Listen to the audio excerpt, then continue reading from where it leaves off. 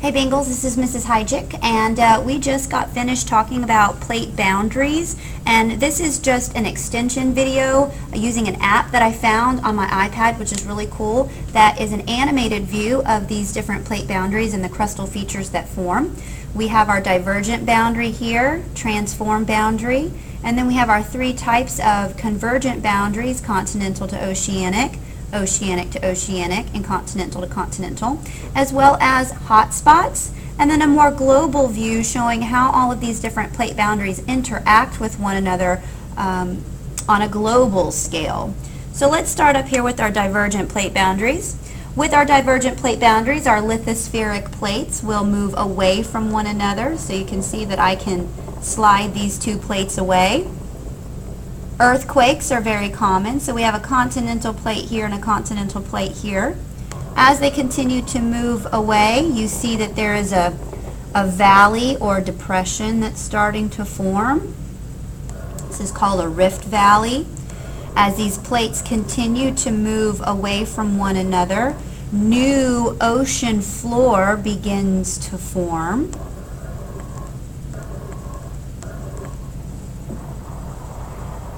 The magma from the asthenosphere starts seeping up through that crack, filling it in with lava, which will cool to form this new ocean floor here.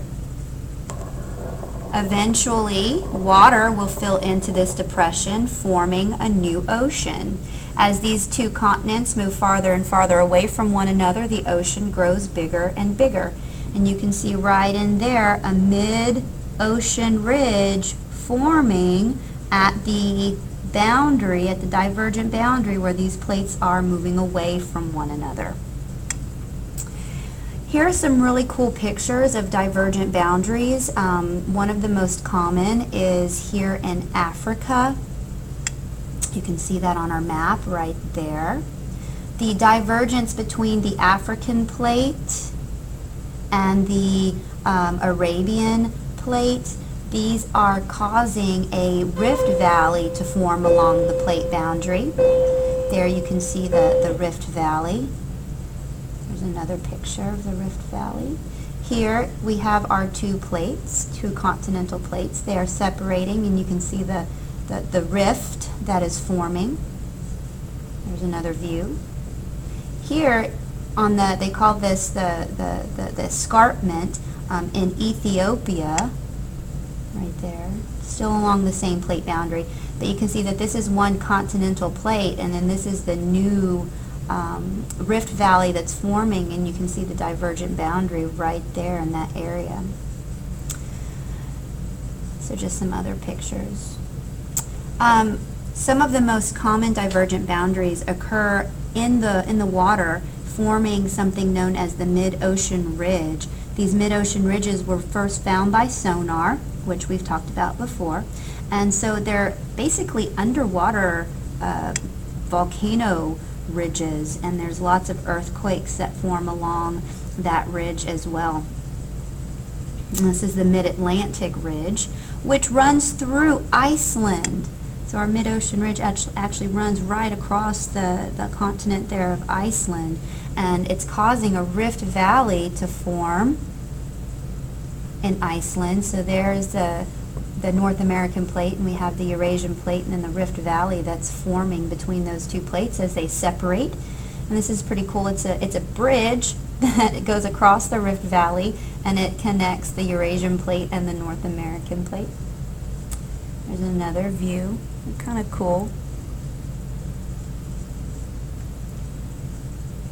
Alright, so divergent boundaries occur where the two plates move away from one another and new oceans form. This is what forms the mid-ocean ridges.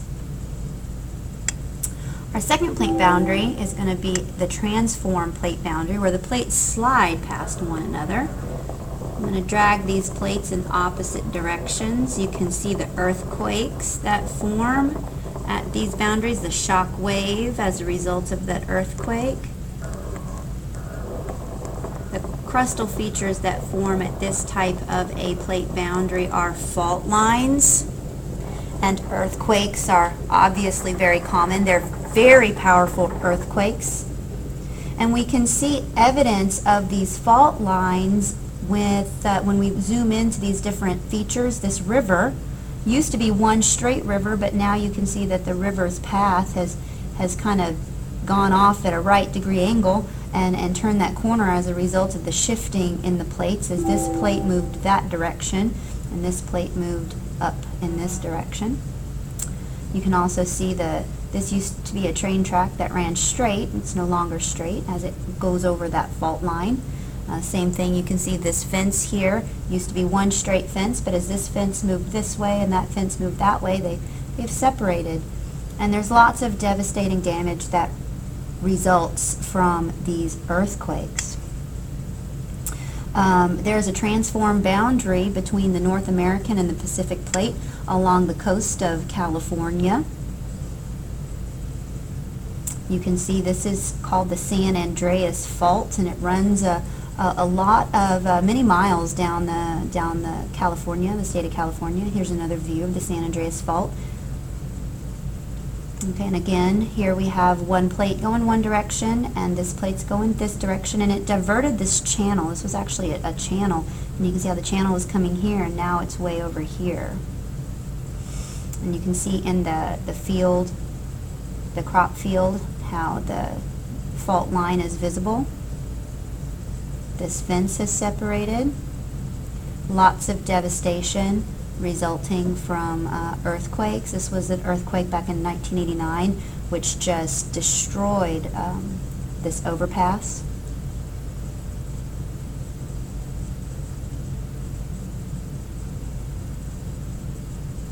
All right. So that's our transform boundary.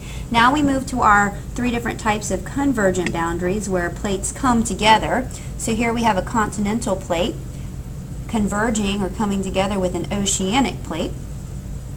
Now remember that continental plates are less dense and ocean plates are more dense. The more dense ocean plate is subducting or going down beneath the continental plate. So these plates are coming together. You can hear the earthquakes. So the crustal features that form at this type of a plate boundary, of course we have the subduction, and where we have subduction we're going to have a volcanic mountain range form. The volcanic mountain range forms on the continental plate, and we also have an oceanic trench that forms along the subducting oceanic plate.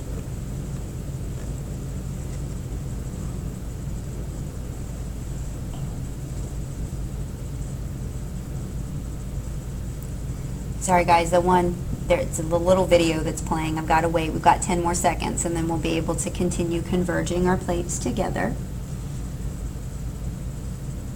4, 3, 2, 1. All right. So there we have our convergent continental to oceanic plate boundary. Some areas, or with the with the earthquakes that happen at this type of boundary, it can create tsunamis, which are tidal waves that form as a result of underwater earthquakes. These tidal waves can be very devastating.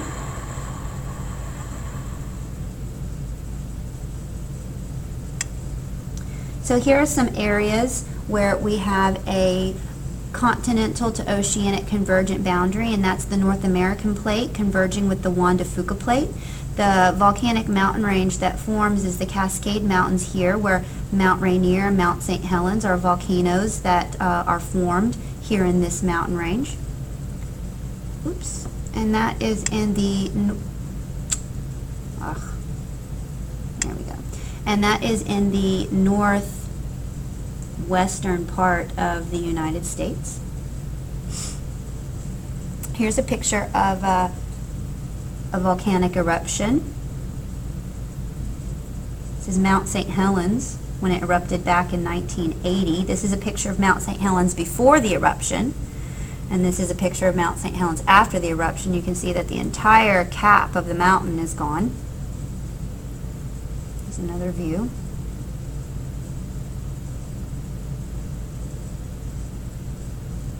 This is the result of a tsunami that hit the coastline of Chile. Down here, this is another convergent boundary, a continental to oceanic convergent boundary, where the South African plate and I think the Nazca plate are coming together, and the Andes, which is a mountain range that runs along this part of South America, is volcanic in nature. There was a tsunami that brought this boat onto shore. All right, so our next convergent boundary is oceanic to oceanic convergent boundary. So now we have two ocean plates that are coming together. Now this time we have a younger and older oceanic crust. Older oceanic crust is more dense, so I know that this is the older ocean plate because it's subducting down. The more dense plate will subduct below the less dense plate. These earthquakes will cause, again, tsunamis out in the middle of the oceans that will affect the volcanic islands that form along these plate boundaries. Where there's subduction, of course, there's going to be volcanic activity. So this volcanic island chain is actually formed on the oceanic plate that is not subducting. And then, of course, we have an ocean trench forming along the subduction zone.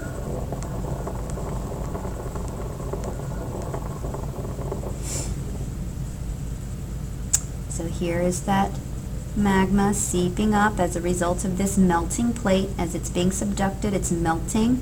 It increases the pressure, forces the magma up to the surface. When an underwater volcano finally peaks up out of the surface of the water, it is officially a volcanic island. The island nation of Japan has formed as a result of this type of a plate boundary. The Philippines have also formed because of this type of a plate boundary. You can see here a tsunami wave that was created at this plate boundary, this convergent oceanic to oceanic plate boundary, and how it moves, and it can move all the way over here to this continent and affect it. Here is a oceanic to oceanic convergent plate boundary between the the Indo-Australian plate and the Eurasian plate, which is right there. All along here, all of these islands are formed as a result of this type of a plate boundary. We have the Indonesian islands, the Japanese islands, the Philippine islands. This is a before picture, before the tsunami hit, and this is after the tsunami hit. So you can tell that tsunamis are extremely devastating. They've actually made a movie called The Impossible about one family's journey through this tsunami. So this is the beach off of Sri Lanka before, and then this is the beach after. You can see the water all the way up through here.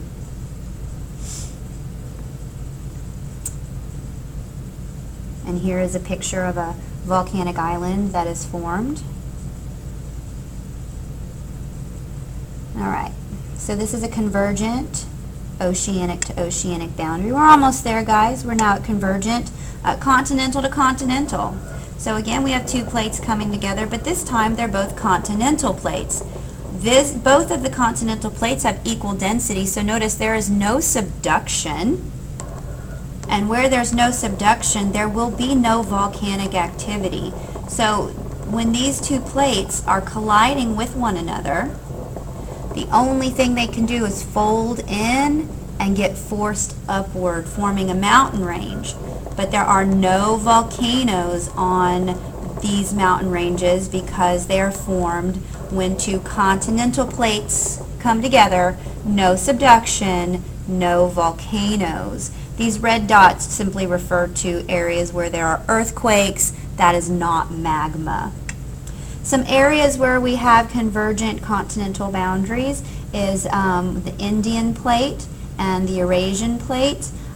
This is what happened during Pangea, is that the Indian plate moved up towards the Eurasian plate. They ran into one another, forming the Himalayan mountains, which there's the plate boundary right there, and the Himalayas run all along this plate boundary. Mount Everest is one of the peaks on the Himalayas, and this mountain range is actually continuing to build and go up in elevation as these plates continue to collide into one another. And so the peaks are actually going up a couple of millimeters every year. And this is pretty cool because you can see the striations in the continental plate. The Appalachian Mountains is a result of this type of convergent to convergent plate boundary. So if you've ever been to the Virginia area, the Kentucky area, the Appalachian Mountains there. The Appalachians are an older mountain range, and we know that because their peaks are a little smoother. They've been eroded away, they've been weathered away, so their peaks are smoother, and so it's an older mountain range.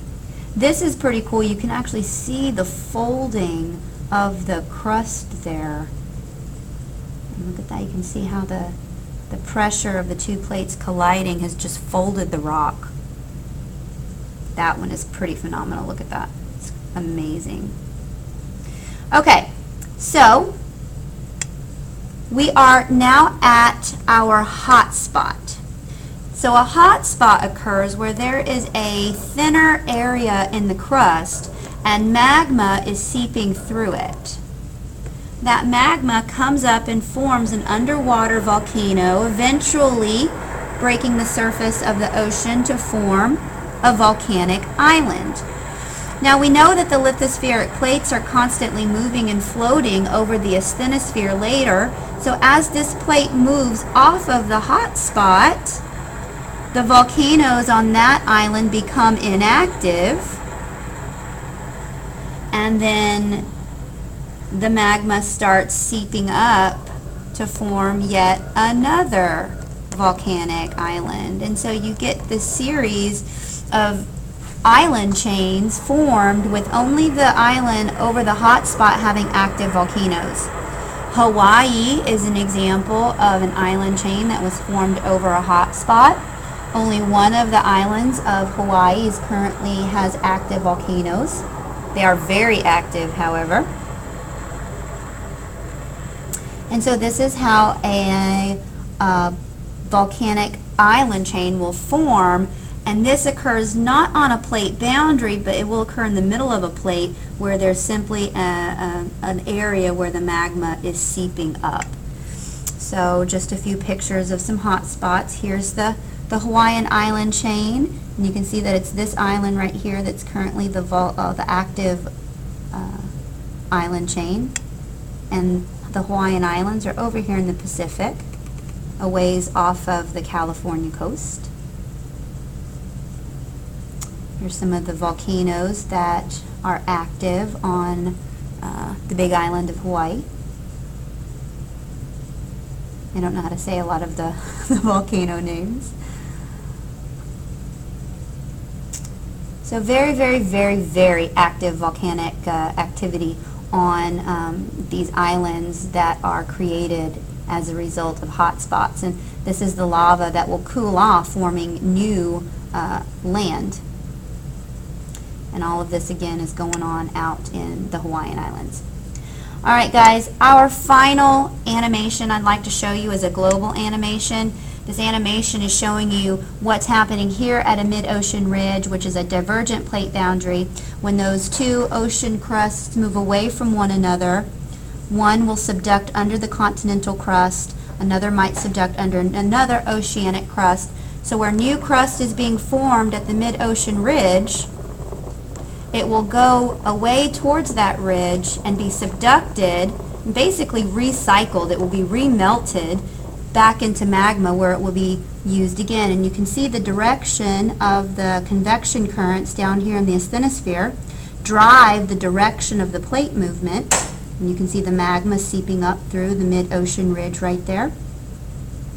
So we know that ocean crust closer to the mid-ocean ridge, that's going to be your younger ocean crust because it's newly formed. And so the ocean crust that is farther away is going to be older, and it's very dense when it gets old, and that's why it subducts underneath the other two plates. You can see the volcanoes on the continental plate forming that volcanic ocean range, or mountain range, excuse me. So we have our volcanic mountain range forming here on the continental plate. We have our volcanic islands forming over here on our non-subducting oceanic plate. And then we have our ocean trenches that form right along that subduction zone. Ladies and gentlemen, I hope this serves as a good review and a different way to look at plate boundaries. Thank you so much for your time. I'm out.